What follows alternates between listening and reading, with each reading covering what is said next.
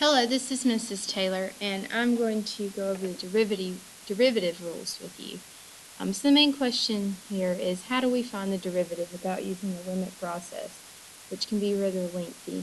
And so a couple things you just need to remember throughout this entire video is, first of all, derivative is the slope of a curve at a point. It's also the rate of change. So if you think of derivative as slope, a lot of these rules make a lot of sense. And then also you need to be familiar with the different types of notation that represent the derivative. So we have f prime of x, y prime, and dy over dx. All three of these types of notation represent derivative. So just keep that in mind when you're looking at these rules and any problems you see in the textbook. So the first rule is the constant rule, and it states that derivative of a constant, some real number, c, is equal to 0. So the derivative of c with respect to x is 0.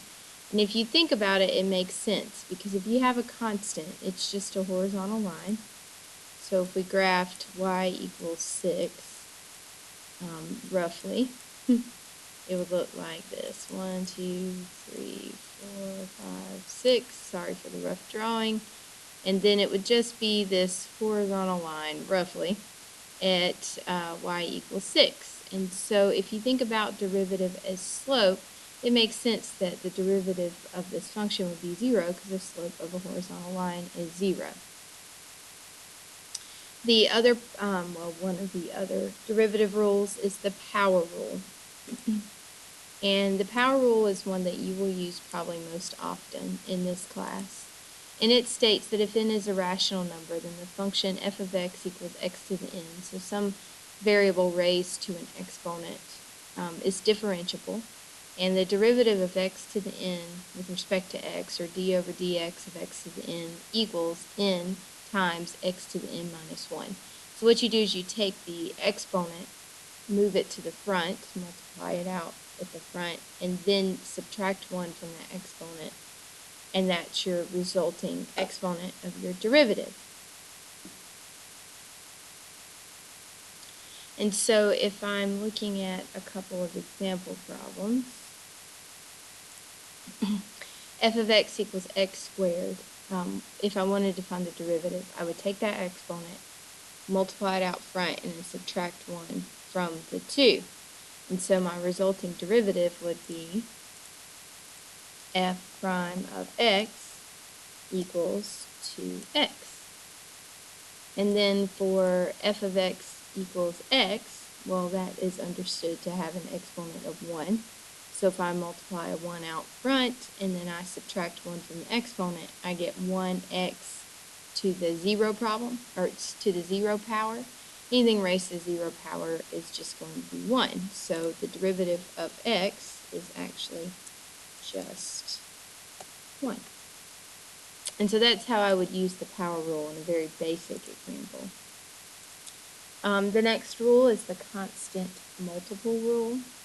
So it says if f is a differentiable function and c is a real number, then c times f is also differentiable. And so if you have some constant out front, basically you take the derivative of the function and just leave that constant out front. So if my function is y equals 4x to the 5th, and they're asking me to find dy over dx, remember this is the derivative, then I can find the derivative of x to the 5th, and then just include that 4 being multiplied out front. And so multiply by the exponent, which would be 5, subtract 1 from 5 to get the new exponent, which would be 4. So my resulting derivative would be 4 times 5x to the 4th. And then I can simplify by multiplying the 4 and the 5. So my resulting derivative would be 20x to the 4th. And so that would be the constant multiple rule. Alright, the next one is the sum and difference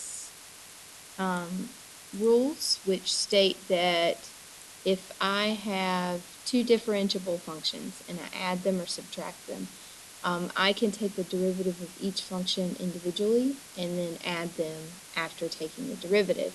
So, for example, in A, we have f of x equals x cubed minus 4x plus 5. And according to this rule, I can take the derivative of x cubed, the derivative of negative 4x, and the derivative of 5 separately, and then put them all back together. So the derivative of x cubed would be 3x squared. The derivative of negative 4x would be negative 4. And the derivative of 5 would be 0. And so my resulting derivative would be 3x squared minus 4.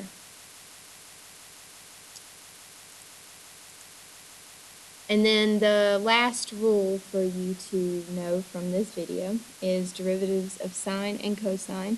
And these are derivatives that you will have to memorize. So just memorize that the derivative of sine is cosine and the derivative of cosine is negative sine. And the same rules that I just showed you apply. So 2 times sine of x, this would be the constant multiple rule. I think it's constant multiple, wasn't it? Yes, constant multiple rule. And so you could find the derivative of sine of x and then multiply 2 times that derivative. And the derivative of sine is cosine, so it would be 2 cosine of x. So just some things to keep in mind and to memorize for the next few days of class.